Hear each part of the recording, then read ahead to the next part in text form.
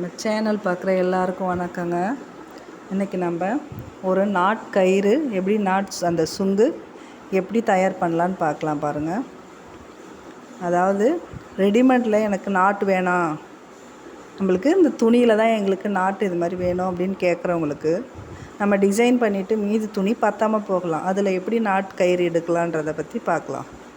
இந்த மாதிரி பிட்டு கிளாத்தாக இருந்தால் அதில் பாருங்கள் எப்படி நம்ம லென்த்தாக ஒரு நாட்டு கயிறு எடுக்கலான்றதை பார்க்கலாம்.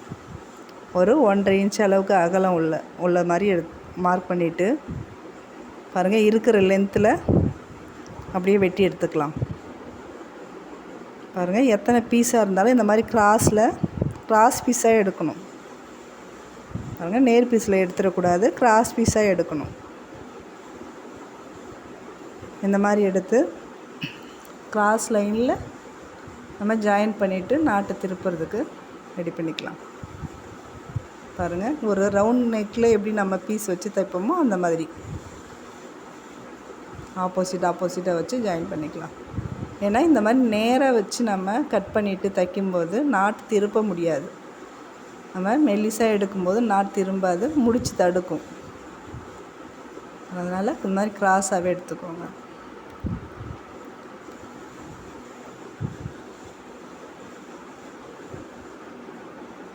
ஏன்னா நீங்கள் துணியில் எடுக்கும்போது நல்லா நாட் கட்டும்போது நல்லா இறுகி இருக்கும், சுங்கு அவுந்து வராமல் இருக்கும். நீங்கள் ரெடிமேடில் எடுத்தால் கொஞ்சம் சீக்கிரத்தில் அவுந்துடுற மாதிரி இருக்கும். அதனால தான் பெரும்பாலும் துணியில் கேட்பாங்க. இந்த மாதிரி 2 பீஸ் தயார் பண்ணிட்டேன். இந்த லென்த்தே போதுமானதுங்க. இந்த வீடியோவே பிகினர்ஸ்க்கானது தான். நீங்கள் பிகினர்ஸாக இருக்கிறவங்க கவனமாக பாருங்கள், வீடியோவை ஸ்கிப் பண்ணாமல் கடைசி வரைக்கும் பாருங்கள். அப்போ தான் உங்களுக்கு புரியும். பாருங்கள், இந்த மாதிரி நான் த்ரெட் பைப்பிங் பண்ணுற அந்த த்ரெட்டை வச்சு நான் திருப்ப போகிறேன். பொதுவாக இந்த நூல் வச்சு திருப்புவாங்க, பூ கட்டுற நூல் வச்சு பாதியில் அருந்து போயிடும், இப்போ வேஸ்ட்டாக போய்டும் அந்த நாட்டு. பாருங்கள், எட்ஜில் சென்டரில் நல்லா எட்ஜில் வச்சு நல்லா ஸ்ட்ராங்காக ஒரு நாட் போட்டுக்கோங்க. இதுக்கு நாட் திருப்புறதுக்கு பார்த்திங்கன்னா கடையில் ஒரு கம்பி மாதிரி கிடைக்கும், இல்லை அப்படியே வச்சு நம்ம பெரிய ஊசி வச்சு கூட திருப்பிக்குவாங்க.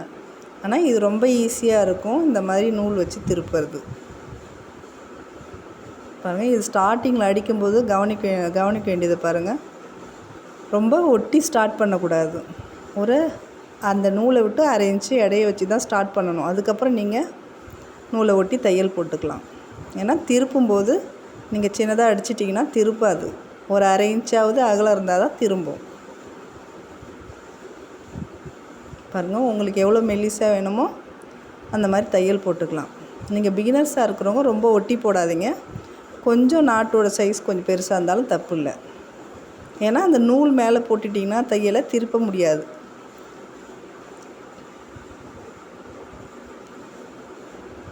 அழகாக பொறுமையாக போடுங்க. வேகமாக அடிச்சிட்டோன்னா சைஸாக வராது நம்மளுக்கு. பிகினர்ஸாக இருக்கிறவங்க பொறுமையாக போடுங்க.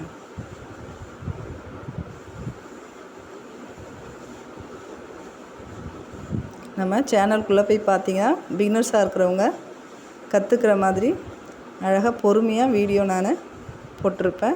உங்களுக்கு நீங்கள் சேனலுக்குள்ளே போய் பார்த்தா தெரியும். நம்ம சேனலுக்கு புதுசாக இருக்கிறவங்களா இருந்தால் நீங்கள் நம்ம சேனலை ஃபாலோ பண்ணுங்கள்.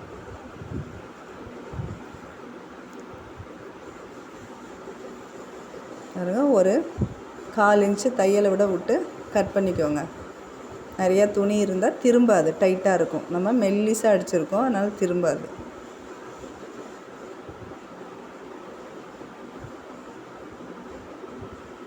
பாருங்கள், இதை எப்படி திருப்புறேன்னு பாருங்கள். நூல் அழகாக இழுந்து வரும். நீங்கள் நூல் மேலே தையல் அடிச்சிருந்தீங்கன்னா இழுத்தா வராது.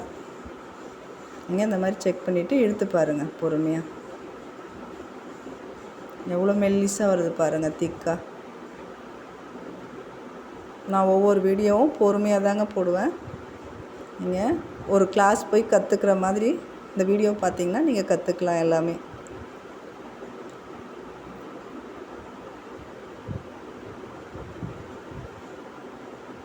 பாருங்கள். இப்போ நம்ம எப்படி அந்த சுங்கு வைக்கலான்னு பார்ப்போம். இந்த மாதிரி பீஸ் பாருங்கள், 2 பீஸ் எடுத்துருக்கேன். அதாவது 5க்கு 5 ஒரு பீஸ் எடுக்கணும். சின்ன பீஸ் பார்த்திங்கன்னா 2.5க்கு 2.5 இருக்கும். பாருங்கள், கரெக்டாக நீங்கள் எடுத்துக்கோங்க. கொஞ்சம் சின்னதாக உங்களுக்கு சுங்கு வேணும் அப்படின்னா ஒரு 4க்கு 4 எடுத்துக்கோங்க. இந்த மாதிரி 2 பீஸ் எடுத்துக்கோங்க. ப்ளூ கலரில் 2 பீஸ், அது மாதிரி பெரிய பீஸ் 2ம் சின்ன பீஸ் 1 தான் இருக்கும். இந்த மாதிரி முக்கோணமாக மடித்து ஒரு ஹாஃப் சர்க்கிள் அப்படியே வரைஞ்சி கட் பண்ணிக்கோங்க. பிகினர்ஸாக இருக்கிறவங்க எப்பொழுதுமே நீங்கள் பொறுமையாக வரையணும். வரைஞ்சி ஒரு துணியை வெட்டணும். நீங்கள் ஒரு ட்ரெஸ் தைக்கிறீங்க அப்படின்னா அதில் நீங்கள் பின் பண்ணாமல் நீங்கள் வெட்டக்கூடாது. பிகினர்ஸாக இருக்கிறவங்க எல்லாமே ஆரம்பத்தில் இப்படி பழகி தைச்சாதான் உங்களுக்கு கரெக்டாக வரும். பாருங்க, அந்த ஹாஃப் சர்க்கிள் ஓரத்தில் நான் ஒரு தையல் போட்டுக்கிறேன்.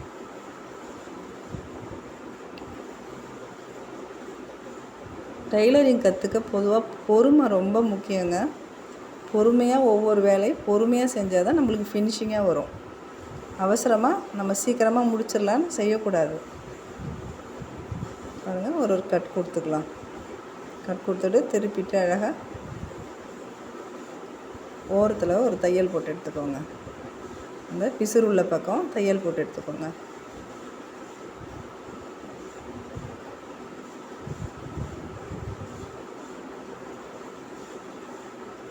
இப்போ நீங்கள் கடையில் வாங்கி ஒரு மணி அப்படிலாம் வச்சு தைக்கும்போது நீங்கள் கொஞ்சம்லாம் விற்கிறது தைக்கும்போது சில நேரம் பார்த்திங்கன்னா ஒரே நாளில் முடியில் மாட்டியோ சேலையில் மாட்டியோ அறுந்து போயிடும்.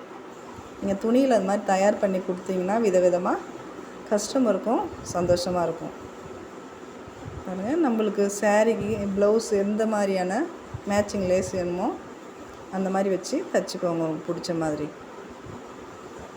ஒரு பாம்பாம் லேஸு அழகாக இருக்குங்க. மொட்டு மொட்டாக ஓரத்தில் அழகாக இருக்கும் பாருங்கள்.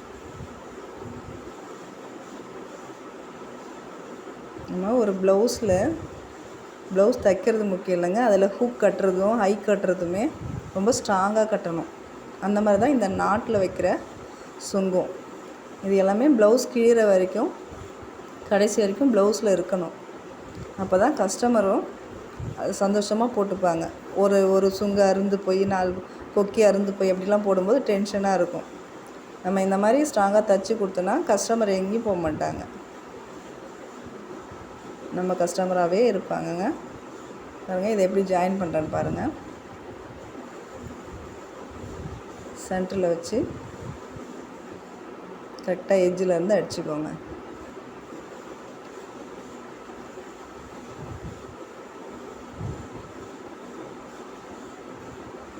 ஃபஸ்ட்டு பீஸ் ஜாயின் பண்ணிட்டோம்.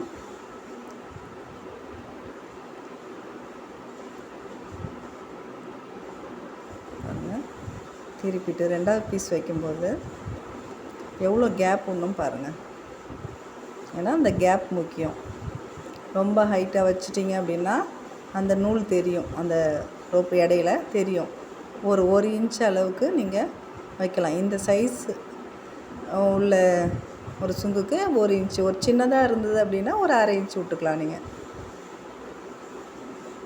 இந்த மாதிரி நாட்டை விதவிதமாக நீங்கள் கற்று வச்சுக்கிறது நல்லது.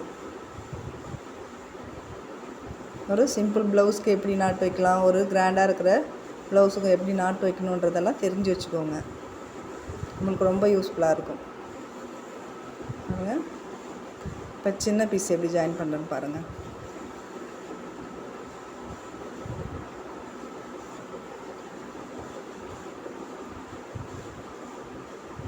இந்த சின்ன பீஸ் பார்த்திங்கன்னா ஒரு சங்குப்பூ மாதிரியான ஒரு வடிவம் வரும். பாருங்கள், அதை எப்படி மடிக்கிறன்றதை கவனமாக பாருங்கள். பாருங்கள், நாட்டு கயிறு சென்டரில் இருக்குது பாருங்கள். அது பிசுறுள்ள ஓப்பன் பகுதி இருக்குது பாருங்கள். அதில் ஒரே ஒரு தையல் தான் வரும். நம்ம கை மறைச்சின்னு இருக்குது பாருங்கள். ஒரே ஒரு தையல், பிசுறுள்ள பகுதியில் ஒரே தையல்.